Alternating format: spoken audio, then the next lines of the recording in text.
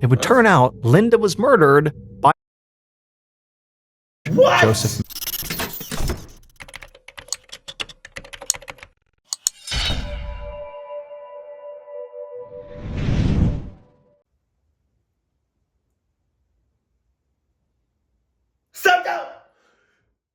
No. I don't have my popcorn, but I got some Orville Redenbacher nacho cheese.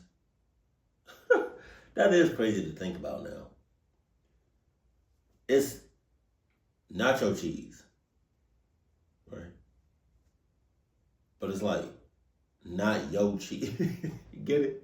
Let's go. Hold on. Let me go.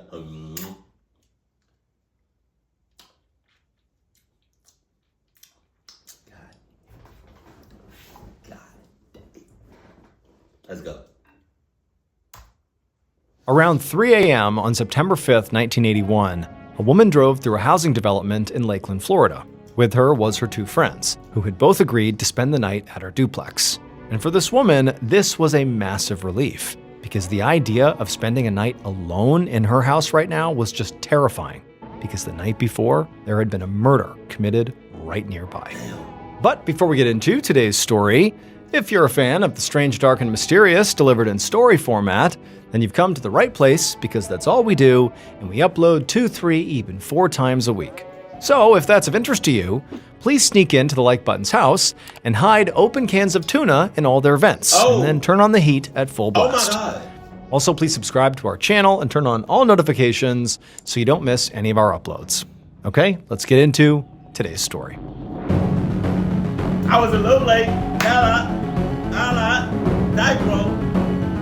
That's a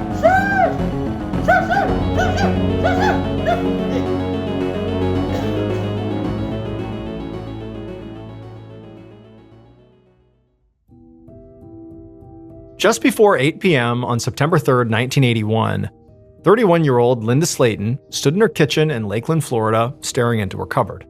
It was almost completely empty, except for a few cans of beans and a bag of flour.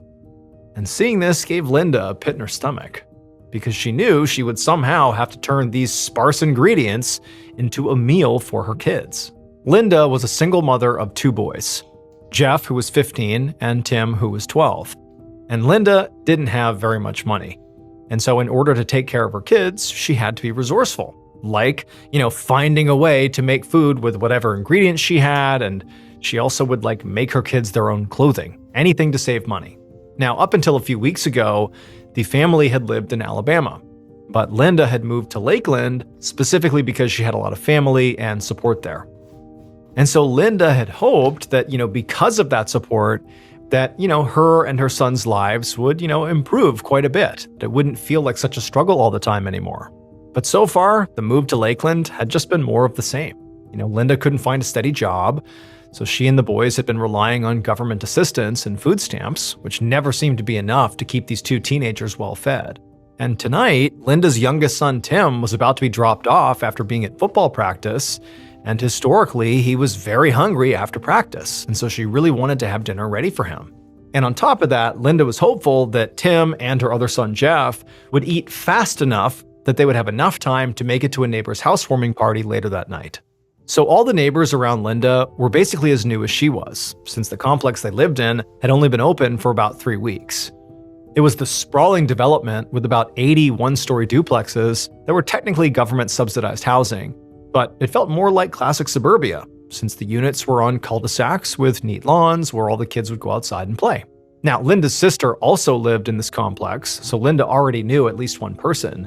But to Linda, making friends of her own was also pretty important to her. She was an outgoing person by nature, and also she was newly single and wanted to take her mind off her ex-boyfriend. Until recently, Linda had been dating this guy named Brendan Fowler, who had been great at first and was even the one who told her about this apartment complex, but he'd started to get really controlling and possessive, and just 2 days ago, Linda had finally ended things. But believe it or not, Linda actually felt sort of hopeful. She had believed that by leaving Alabama and moving to Florida into this complex, that would sort of be the refresh that she and her kids desperately needed. But the truth was, it sort of seemed like actually the true reset had been the breakup with Brendan just a couple of days earlier. like it all needed to happen, all this big change, in order for their lives to really get on the right track. And so, feeling optimistic, Linda looked into the cupboard at her limited ingredients and suddenly realized she could actually do a quick bean casserole with just these couple of things. So she grabbed the cans and the flour, and she got started. About a half an hour later, Linda pulled a beautiful golden brown casserole out of the oven and set it on the counter to cool.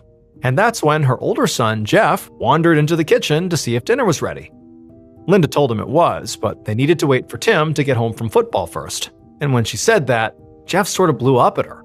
He said he was really hungry right now, and there was basically no food in the house, and so he couldn't even eat anything else to tide himself over, like, come on, let me eat.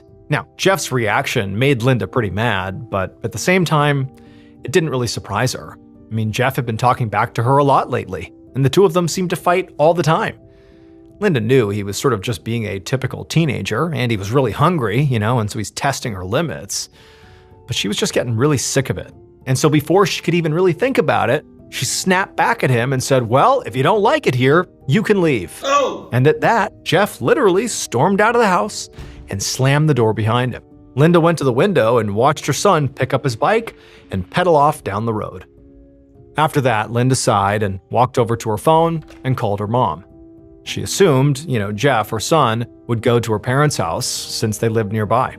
And when Linda's mother picked up, Linda warned her that Jeff might be there soon and he'd likely want to eat. Her mom said that was fine and they would drop him back off after dinner. Then her mom said she actually was glad that Linda called because another letter came. And as soon as Linda heard that, she felt this wave of anxiety come over her because she knew what kind of letter she was talking about. So Linda's ex-husband and Tim and Jeff's dad, Frank Slayton, lived back in Alabama. He was a violent, abusive alcoholic, and they'd been divorced for 7 years. But Frank had never stopped harassing Linda after they broke up. Jesus. And since Linda and the boys had moved to Lakeland, he had been mailing threatening letters to Linda's parents, saying that Linda had ruined his life. And so now Linda was thinking, no matter how many fresh starts she started, that Frank was always going to screw them up. He was never going to go away. And so after taking a calming breath, Linda told her mom on the phone to just rip the letter up. She didn't even want to read it. Not long after she... You're still contacting your ex-wife, in which you was very abusive, for 7 years after the divorce? My man, get a life. Or not. Don't be in no relationship, though. For 7 years? Ah.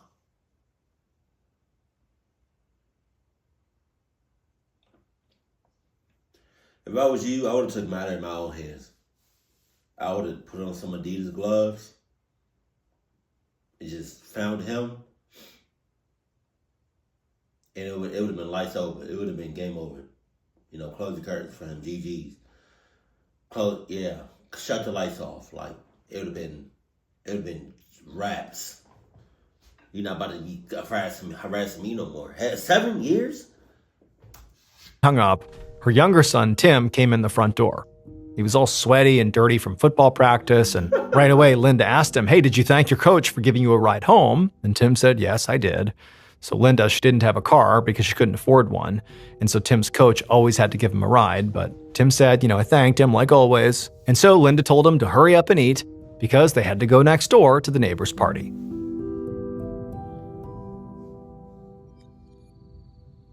Hours later, after 11 p.m. that evening, Linda and Tim walked home from the party through the dark apartment complex. There were 7 other people who had been at the party, and it had been a lot of fun. Everybody just drank iced tea and played cards while they talked about the perks of living in this great new complex, like the great business district across the street. So, we just drinking iced tea,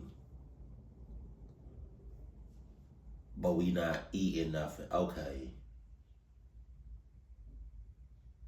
Oh. I don't know. Nope. I don't like that. Nope. And how responsive the maintenance team was. So Linda was glad they went. She was also exhausted. and her sister always came over for coffee in the morning, so she needed to go to bed now or she would never wake up.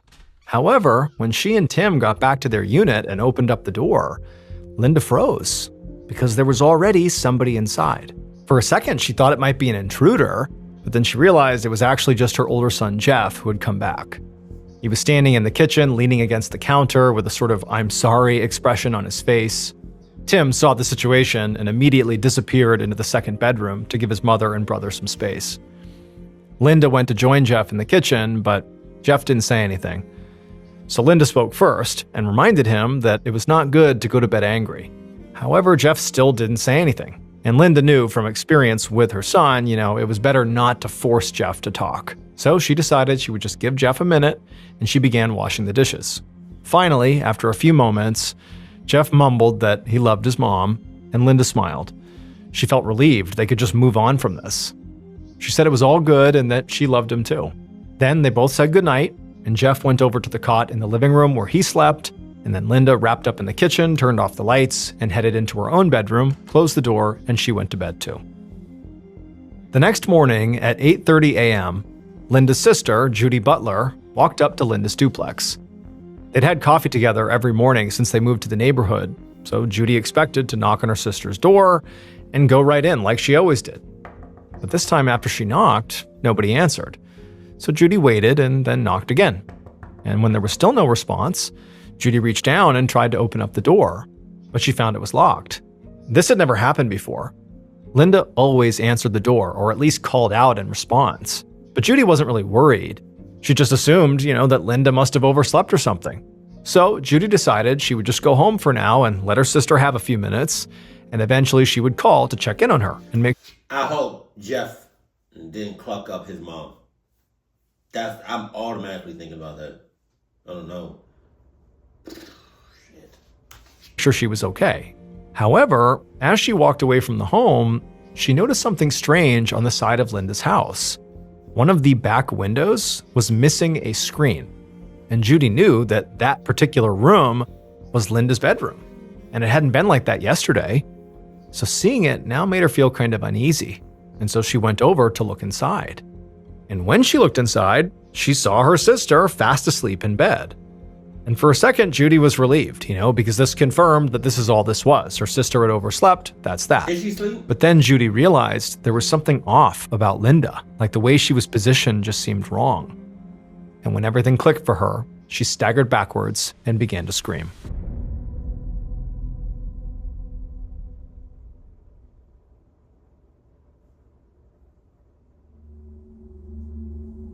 By 9 a.m. on September 4th, 1981, a crowd of reporters and police officers surrounded the duplex in a Lakeland, Florida housing complex where a woman had reported seeing a dead body. In the middle of all the activity, Sergeant Edgar Pickett of the Lakeland Police ducked under some crime scene tape and headed to the home's walkway with a bag of equipment slung over his shoulder. So Pickett was actually just a year away from retirement after 2 decades as a detective, and for the last few years, he'd been the head of Lakeland's crime scene unit, which meant he oversaw the collection and documentation of evidence at crime scenes. And so he wasn't the lead investigator on this case, but when it came to forensic analysis and fingerprint collection, he was the best they had. He'd already been briefed on the situation and knew that this was very likely a homicide, and the victim had been identified as 31-year-old Linda Slayton. Linda had been found in her bedroom by her sister, who had asked a nearby maintenance worker to call 911. Pickett also knew that when the first responder got inside the house, they found that Linda's 2 kids were still asleep and appeared to have no idea their mother was deceased in the next room, which Pickett knew would give investigators somewhat of a timeline to start with. Linda was clearly awake when her kids went to sleep and must have died sometime during the night while her kids were still sleeping. As Pickett walked up the walkway, he passed by 2 teenage boys sitting in their pajamas on the ground. He assumed these must be the sons, and one of them just sort of stared ahead, seemingly in complete shock, while the other sort of sobbed into his brother's shoulder. Pickett wasn't sure if anybody had spoken to them yet, but he knew they would likely be really helpful in focusing his search for evidence. Since they lived in the house, they'd know the habits and patterns of everybody who lived there, and might be able to tell him if anything seemed out of place. So Pickett made a mental note to make sure to check in with the investigators inside about that. Then he looked at the house and took a deep breath. Pickett liked to get a sort of first impression of the crime scene before he did any actual collections. So before he would go in, he would walk around the entire house and sort of assess the building. He had been told that all the doors were locked when the police first got there. And from what he could see, the bedroom window with the missing screen was the only sign of a potential break-in. So he took out his kit and spent some time dusting around that window area for prints. But he didn't find much there, or any noticeable shoe impressions in the dirt outside. And then when he finally headed inside, Pickett quickly moved past all the officers and detectives that were already in there and went straight to the bedroom. And the first thing he saw when he got inside was Linda's body on the bed with a metal coat hanger wrapped around her throat. Oh, God. The sheets around her were covered in blood, and she was shirtless, and the bottom of her dress was pulled up. And when Pickett got closer, he saw where the blood had come from. There were long, very deep scratches on Linda's neck, which he guessed were from her nails as she tried to pry the hanger away. He'd have to wait for the autopsy, but it was clear from her wounds that the hanger had been used to strangle her. And considering she was partially naked and the positioning of her clothes, he guessed she had also been likely sexually assaulted. Pickett stepped back and looked around the room, trying to decide where to start. He needed to find as much forensic evidence in this room as possible. So the first thing he did was try and guess what happened and how the killer might have interacted with the crime scene. That way, he could follow their sort of imagined path with more intention. He figured the killer must have come in through the open window, since that was the— Oh, God, I just realized. Okay. Who are the suspects? Who do we have? I highly doubt it's her children. But I'm not going to rule them out. It's definitely not Till.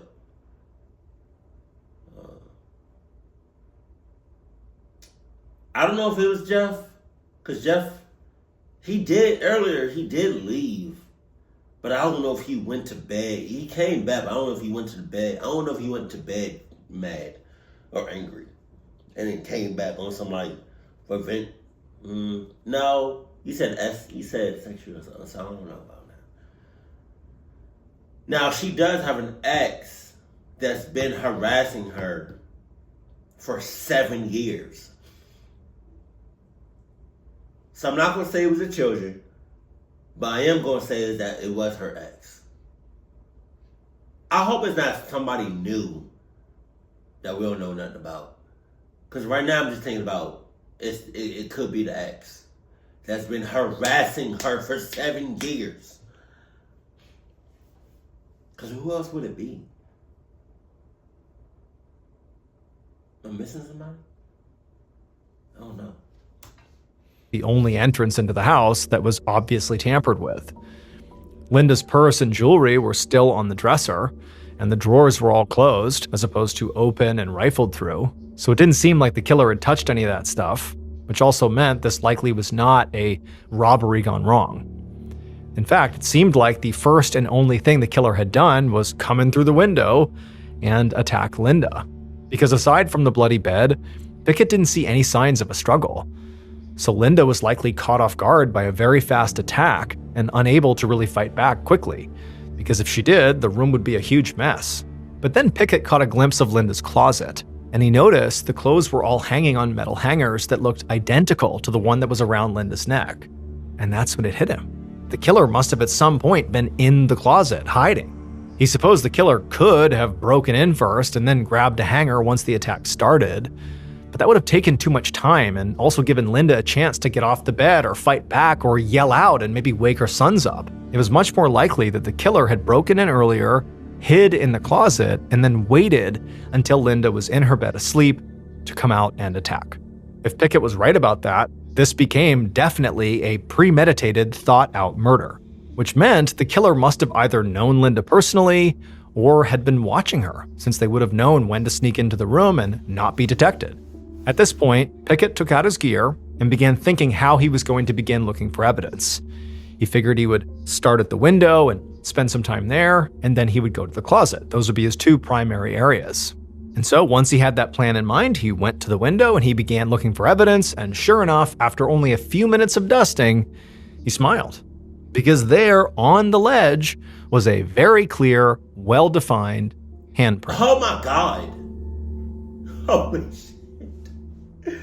Oh, you're stupid. The following afternoon, over 24 hours after Linda's body had been found, Pickett sat in the precinct's fingerprint lab, comparing two sets of prints with a magnifying glass.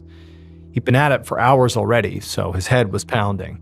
After processing the crime scene yesterday, Pickett had gone back to the station to review the evidence he'd collected.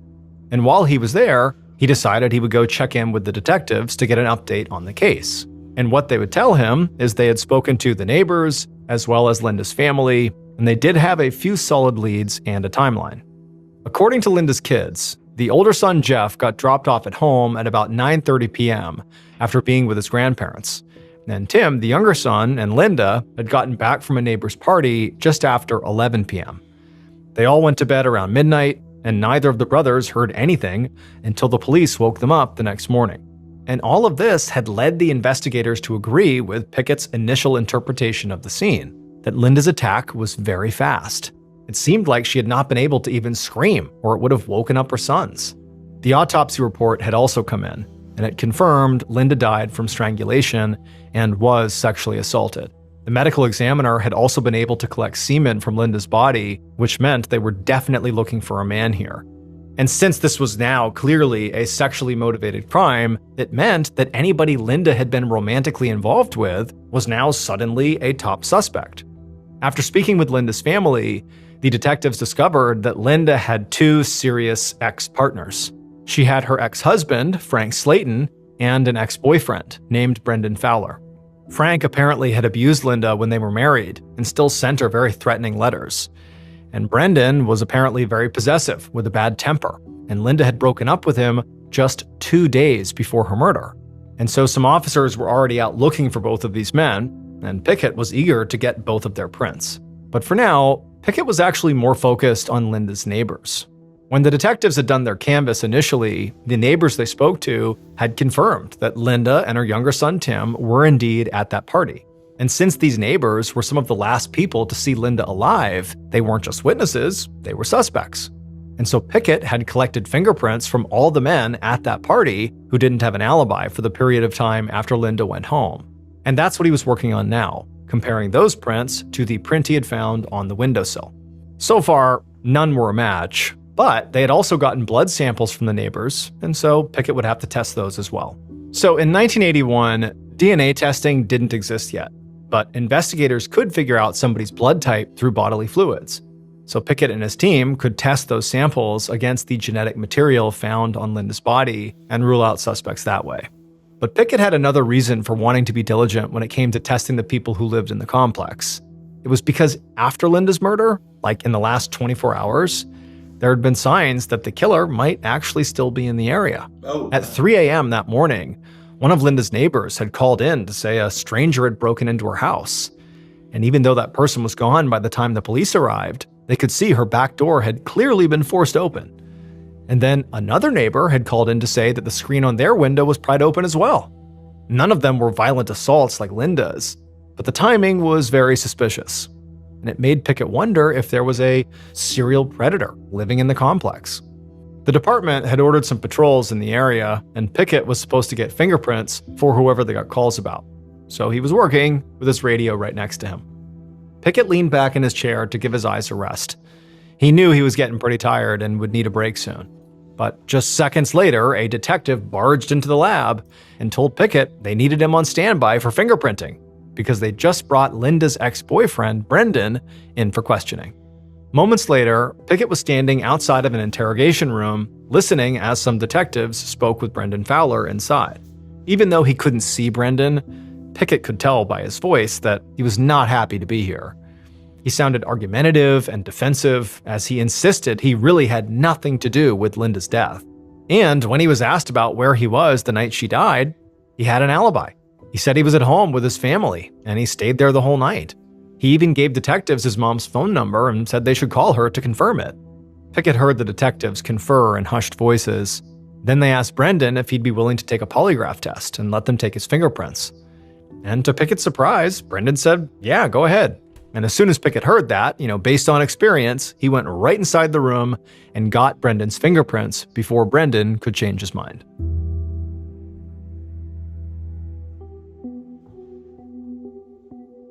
On September 11th, so 1 week after Linda's murder, Pickett sat down at his desk and opened the newspaper, and what he saw made him cringe.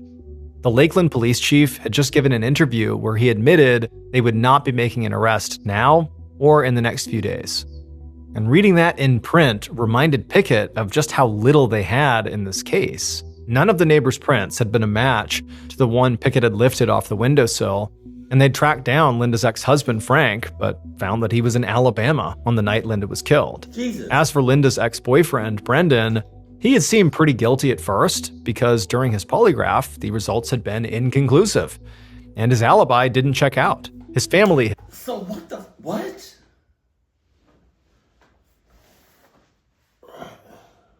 Okay.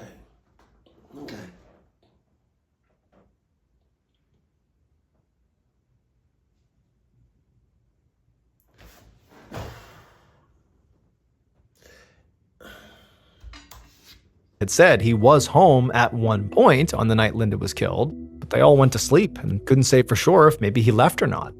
But when Pickett had looked at his prints, he had no choice but to clear him, because they clearly were not a match. So now Pickett knew the entire investigative team was scrambling for leads, which was why Pickett was not surprised by what he saw when he looked up from his paper.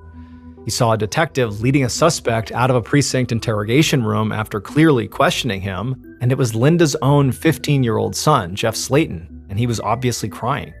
Pickett had heard that Jeff was being looked into as a suspect in his mother's murder and had already been questioned a few times. Detectives had started getting interested in him when a few of Linda's family members mentioned that, Jeff and Linda had been fighting a lot before she died. I just find it hard to believe that somebody's own child would sexually, their own. That's weird. I can see him like somebody, like their own child, like clocking them up to the max. Strangle and stuff like that. But like the other stuff, Okay, so we know it's not the two axes. They're out the question. We know it's not them. I don't know. I'm just saying, like, just because he said I love you don't mean he didn't go to bed mad. I just hope it's not like a random person. I hope it's somebody that Mr. Baldwin already mentioned. And when investigators looked back at the crime scene photos, they realized Jeff's cot in the living room shared a wall with Linda's room. So it was strange he hadn't heard anything on the night she had died. But as far as Pickett knew, Jeff had a reasonable explanation for all of this. He had said that he and his mother's fights were not that serious, and they did fight the night she died, but it was over some dumb argument over what time dinner was. And he said he had no idea why he didn't wake up when she was attacked, because he wished he had so he could have gone in there and helped her. And also Jeff had taken and passed a polygraph test. But for some reason, it seemed like the investigative team was not done with Jeff.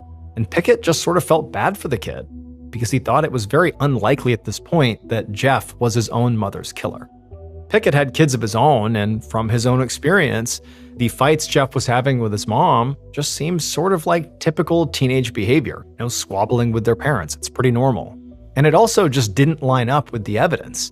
Pickett was absolutely certain that the attacker broke in through the window, which didn't make sense for Jeff if he was sleeping right next door in the living room. And Pickett had personally checked Jeff's prints against the one he lifted from the window, and he knew it was not a match.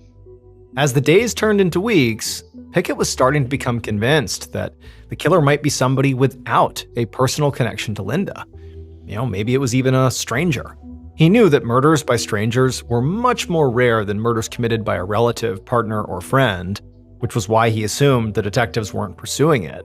But through his forensics, Pickett had now eliminated pretty much everybody in Linda's life who had a motive or opportunity to kill her. And Linda was a very attractive young woman who was very outgoing. Pickett thought it was possible the killer could be a stranger who had only interacted with her once and then sort of became fixated on her. It seemed possible. And so after Pickett watched Jeff leave, he tried to go back to the newspaper, but he kept thinking about Linda. He'd been sure this case would be solved quickly by forensics, but now he wasn't sure if it would be solved at all. And that worry only got stronger and stronger as the months went by and fewer leads came in. And before long, a whole year had passed, and it was actually time for Pickett to retire. And when he left the precinct for the last time, he sort of had a pit in his stomach because he had a feeling that without him, Linda's case was going to get put on a shelf and forgotten. That's crazy. One afternoon in the fall of 2001, so 2 decades after Linda Slayton was murdered, Detective Brad Grice sat in his office at the Lakeland Police Department. 2 decades? Were y'all not doing nothing for 2 decades? Or were y'all working on the case for 2 decades? Like, did y'all just leave it alone for that long? Oh my, hold on now. Reading over Linda's cold case file. For the last 4 years, Grice had been sorting through the department's cold cases and choosing which ones to reopen. And this had been a really slow process because he had to do that and juggle his active caseload. So even though he'd technically been working on Linda's case for years, he was just now starting to really dig into it. But the delay didn't worry him too much, since the whole reason this case appealed to him was because he was sure he could solve it quickly. Because it had DNA evidence. So back in 1981, when the murder actually happened, the genetic material that was found on Linda's body was only good for eliminating suspects through blood type.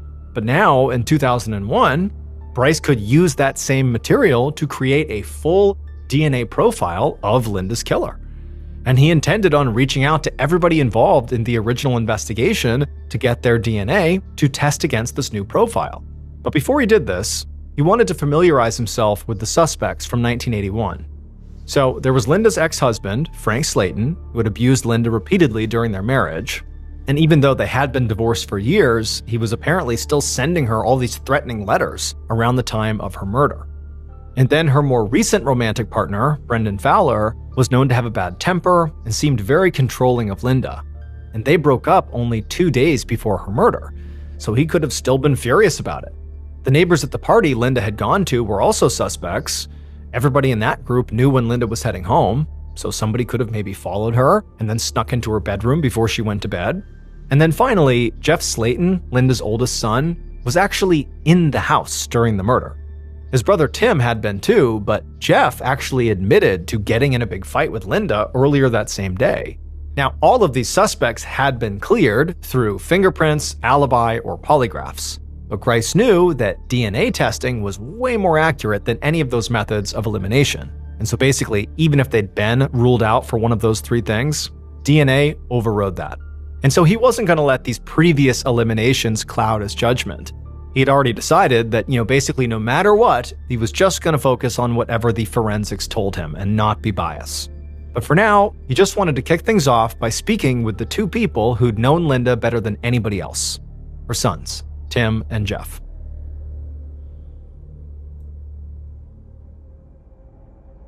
A few days later, Grice walked into a meeting room at the precinct where he'd been told Jeff and Tim Slayton were waiting. And as soon as he saw the brothers, he just started laughing because he realized he knew Jeff Slayton. They had bowled together for years, but it hadn't occurred to Grice that this Jeff was that Jeff. And Jeff recognized Grice at the same time. So they spent a while talking and laughing about what a crazy coincidence this was. And so when Grice finally sat down with Jeff and with Tim at the same time, Grice's first line of questioning was actually just pretty emotional. It just was like, hey, how are you guys holding up after this horrible thing? And for the next few minutes, the mood got pretty heavy as the 2 brothers spoke honestly about how terrible the last 20 years had been. After their mother had been killed, they both said they were terrified that, they were going to get hurt too, because the killer was never caught. They felt like, who's next? Jeff said he slept with a knife under his pillow, and he eventually got so depressed, he dropped out of high school.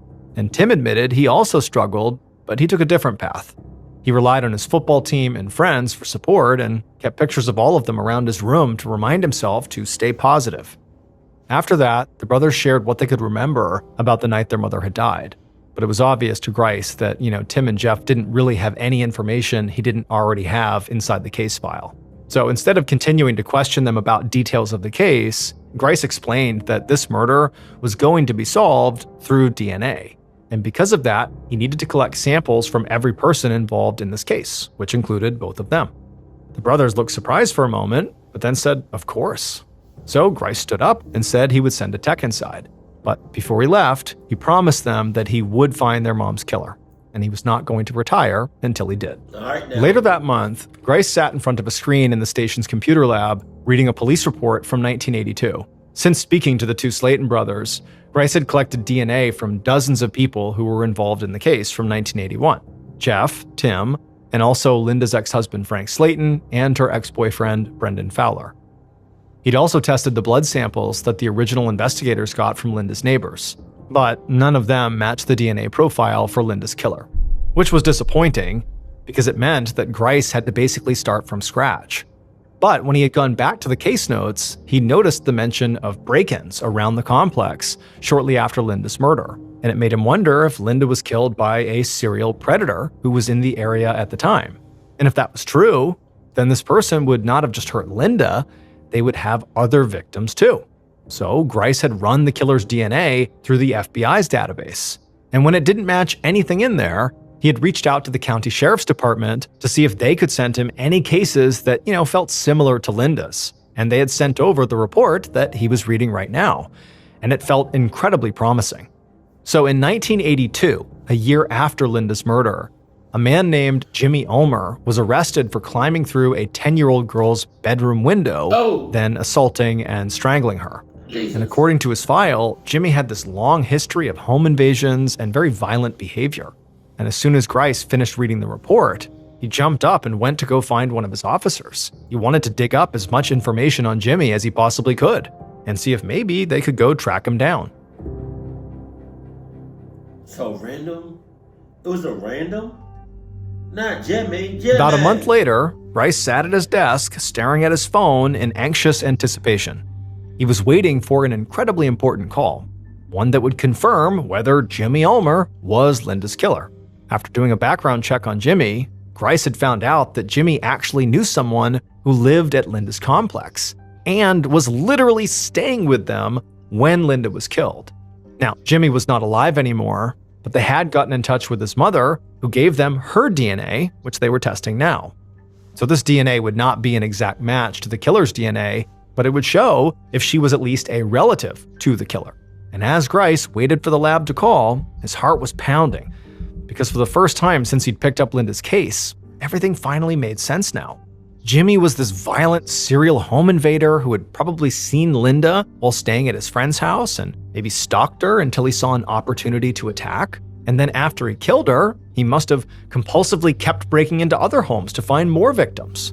Just then the phone rang and Grice picked it up and he could feel his mouth going dry as he heard it was the lab on the other side. He was going to get an answer here. But just a second later, they told him it was not a match. Grice's stomach dropped, but he thanked them anyway and he hung up. Jesus. He couldn't believe it.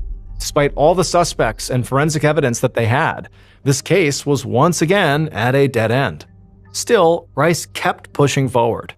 As the months passed by, he would regularly find new suspects and eventually clear them. He also kept sending the killer's DNA profile to the FBI to run it through their database in case any new additions were, added in that could be a match. But eventually, over a decade passed by, and Grice still had not been able to match anybody to the killer's DNA. So it's been 30 years? Because it happened in 1981. 2011. Jesus. You know who we haven't said that was mentioned in the story? Her sister or her cousin or so. The lady that actually found her body in her room. I don't know how she's related, or I don't. She could have been lying, saying that, oh, I found her body. She was clocked up to the max. What about her? You know, I'm just saying, every in a clocked up situation, everybody's a suspect. And in 2015, his own health began to decline, and he finally had to make the call he hoped he would never have to make. He picked up the phone and dialed Jeff Slayton's number. And when Jeff picked up, Grice said he did need to retire, and he still had not found his mother's killer. Look at you making promises you can't keep. See? Don't make promises you can't keep. In June of 2019, 4 years into retirement, Grice sat on the deck of his Florida home reading a newspaper. He was deep in an article when his cell phone rang. And when he looked at the ID, he was surprised to see it was from the Lakeland Police Department. He had not gotten a call from them in years, so he immediately picked it up to see what they wanted. And when he did, the person on the other end introduced himself as the detective who had taken over the Linda Slayton case. The detective said they knew Grice was retired now, but they figured he would want to hear this. They said they had hired a genetic genealogist to track down family members of the killer based on the DNA profile that Grice had ordered. And through that process, they had finally been able to get a match. And after they did, they also managed to get the suspect's fingerprints. Okay. And those prints did match the palm print that the head of the crime scene unit, Sergeant Edgar Pickett, had taken at the original crime scene 38 years earlier. 38 years!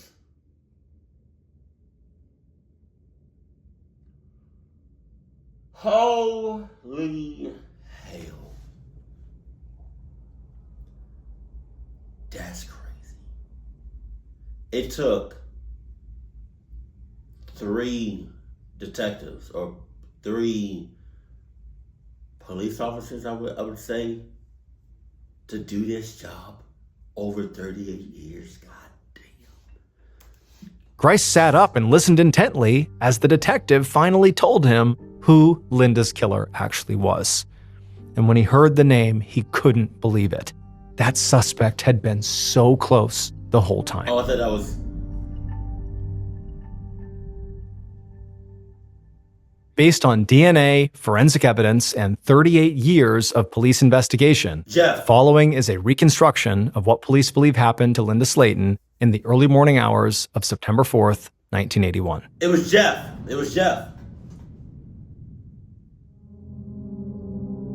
I don't know. The house was all quiet as the killer waited patiently inside of Linda's closet. Hours earlier, when Linda was out, the killer had removed that screen from her bedroom window and crept inside. And then they had hid in this closet until she had come home. The killer had been watching Linda for a while now and finding ways to get close to her and her family. But Linda never really acknowledged them or paid any attention to them at all. Tonight, though, the killer was determined to show Linda that she was not the one in control. They were. And now, the killer stood in the dark closet, holding their breath as their heart pounded, and as they listened to Linda open her bedroom door and walk inside. And the killer continued to wait anxiously as they listened to the sound of Linda getting ready for bed and getting changed, and then eventually they heard the sound of the springs of the bed compressing as Linda laid down to shut her eyes for the night.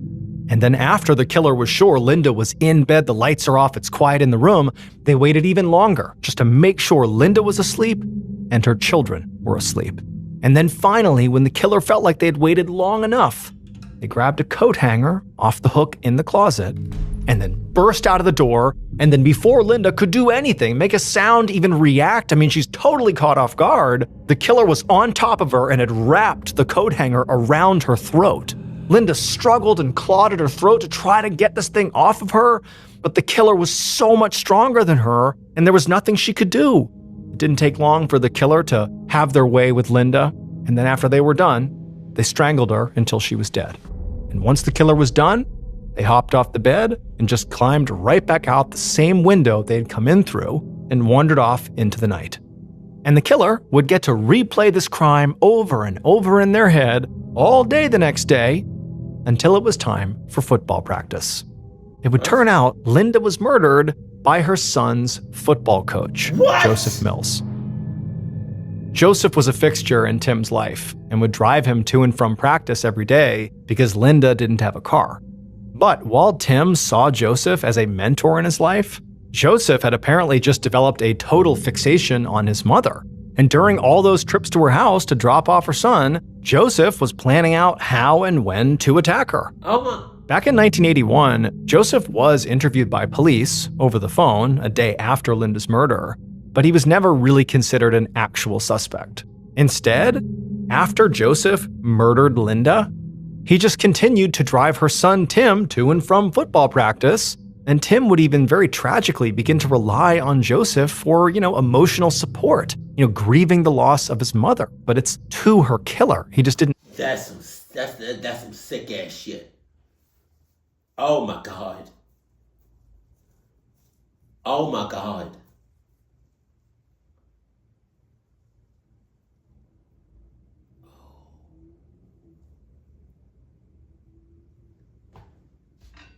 No. And then even more tragically, as time went on and Linda's case went cold, one of the pictures that Tim hung in his bedroom to remind himself to stay positive was of his football team. Tim had no idea that his mother's killer was literally standing right behind him in the back row in that picture. Jesus. In December of 2019, Joseph was charged with first-degree murder and sexual battery and was eventually sentenced to life in prison without parole. Thank God, but goddamn.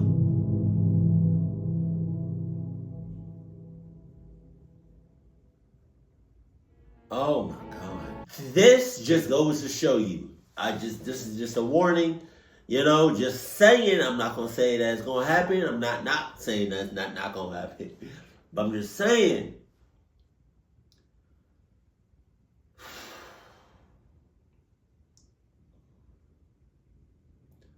Be careful about who you let in your life. Who you let take your child home.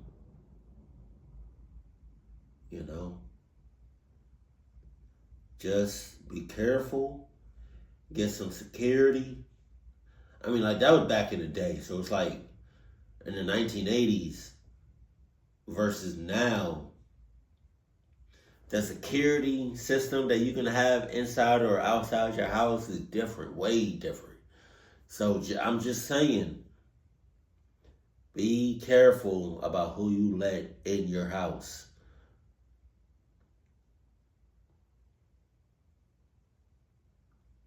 Jesus. I've reacted to a lot of clucked up stories, and I've reacted to a lot of horror stories. And although it wasn't the son, it could have been. I've reacted to, some stories where the son clucked up their own mother, their own dad, their own brother, sister, So it does happen. I don't think it happens often, but just saying. Jesus. Keep it cool, keep it classy, and I love you. Stay happy, my family.